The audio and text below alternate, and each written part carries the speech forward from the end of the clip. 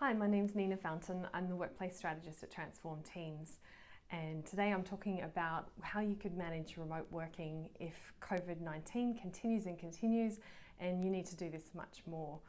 And I guess that's what's becoming increasingly clear is that for the last 6 months we've had COVID levels require us to work remotely.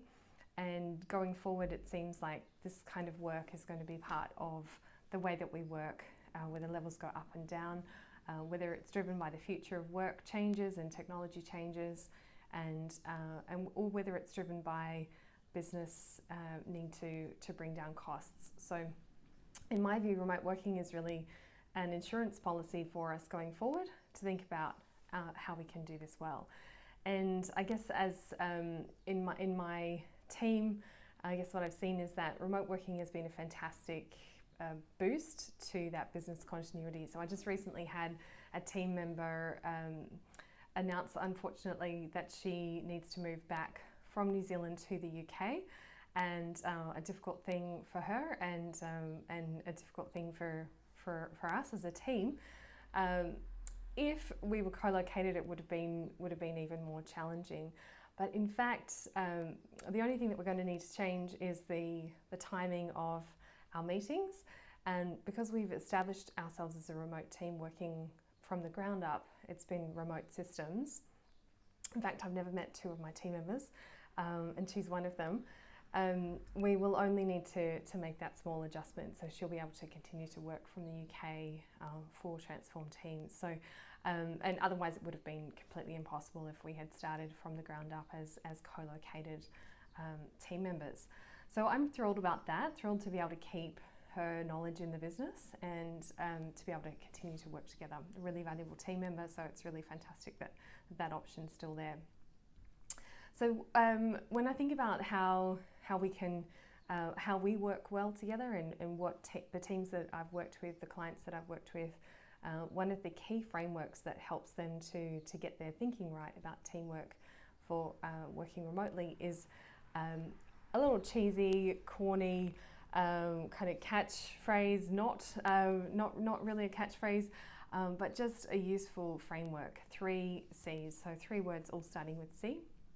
And then really expand your concept of communication.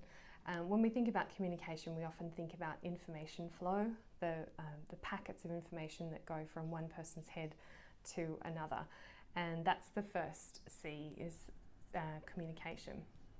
So at a minimum, you want to know where the work is, who's doing what, by when, and you can achieve that through a project management tool, task management software like Teamwork, Basecamp, Asana, Monday, others, and having that cloud-based view so everyone has access to the same information about who is doing what, when, is a really key part of your communication and information flow.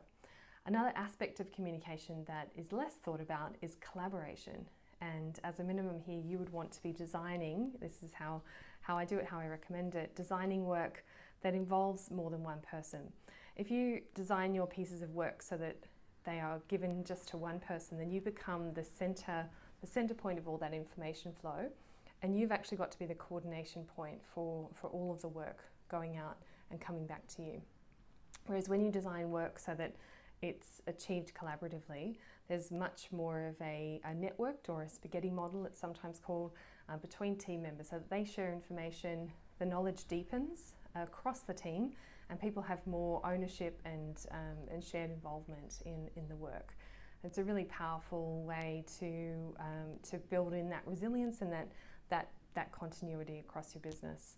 And the third C is about connection, and this is a really underrated aspect of remote teamwork. I think it's probably become a lot more obvious to people in the last 6 months just how important it is, but really important way to build in that camaraderie and the rapport and connection that people feel. So yeah, the way is to have that focus on connection.